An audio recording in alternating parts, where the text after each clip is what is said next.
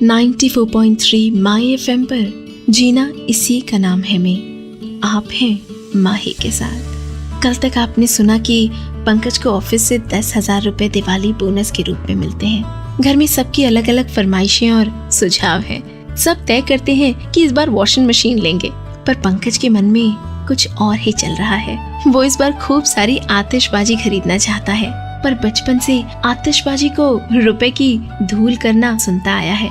ऐसे में वो कहे कि वॉशिंग मशीन नहीं, कुछ आतिशबाजी खरीदनी चाहिए तो कैसा लगेगा सबको।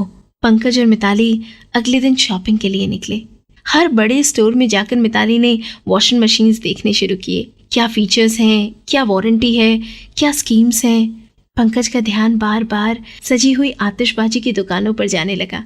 ऐसा नहीं था कि वो मिताली से अपने दिल की बात नहीं कह सकता था, पर हमेशा से यही सुना था कि पटाखे और आतिशबाजी रुपए वेस्ट करने के लिए होते हैं। कुछ पलों के मजे के लिए हजारों खर्च करना भी तो बुद्धिमानी नहीं।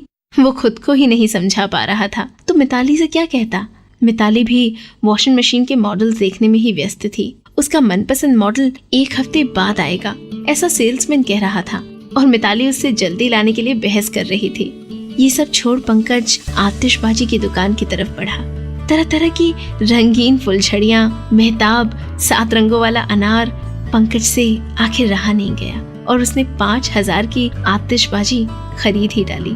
मिताली जब दिवाली के दिए, पूजा का सामान खरीदकर पंकज को ढूंढते हुए आतिशबाजी वाली दुकान पर आई, उसी वक्त पंकज पेमेंट कर रहा था। मिताली के चेहरे का रंग ही उड़ गया। अब घर जाकर क्या होगा बताती हूँ कुछ देर में। 94.3 माई FM पर आप सुन रहे हैं जीना इसी का नाम है। मिताली दिए पानी में भिगो रही थी और नॉन स्टॉप बड़बड़ा रही थी। 5,000 की आतिशबाजी, तुम बता तो सकते थे पंकज। अब माँ जी को क्या कहोगे? और मेरा क्या? वॉशिंग मशीन देखने ले गए और पैसे फूंक कर आ गए।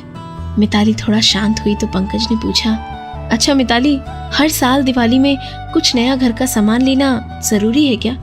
मिताली ने कहा, बिल्कुल जरूरी नहीं है। त्योहार का असली मतलब तो साथ में खुशियां मनाना है।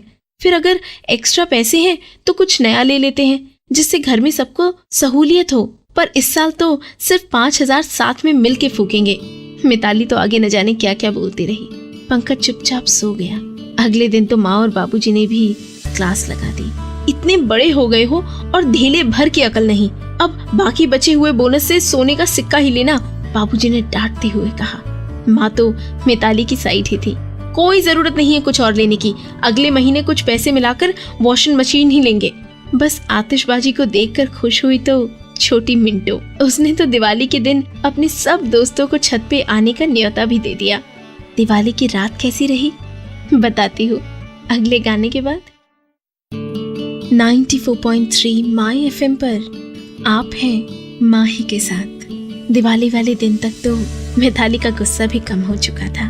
पंकज को देखकर थोड़ी सी नाक चढ़ा रही थी, पर वैसे हर साल की तरह इस साल भी उसने घर में दिए, मिठाई, किसी चीज में भी रौनक की कमी नहीं होने दी।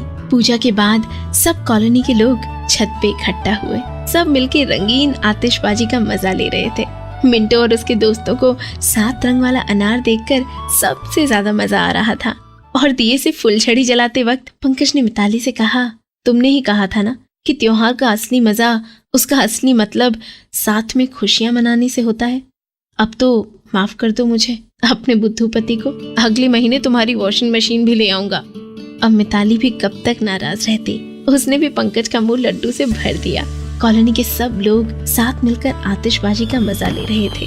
इतने सालों में पहली बार दिवाली में इतनी अच्छी आतिशबाजियां देखने को मिली। सब यही कह रहे थे। ऐसे में माँ और बाबूजी का सर तो गर्व से ऊंचा ही हो गया। और फिर 34 साल में पहली बार पंकज बच्चों की तरह आतिशबाजी का मजा ले रहा था। ये बात तो माँ बाबूजी से भी छुपी नहीं थी। सबकी खुशियों की चमक से इस दिवाली में 4 चांद लग गए।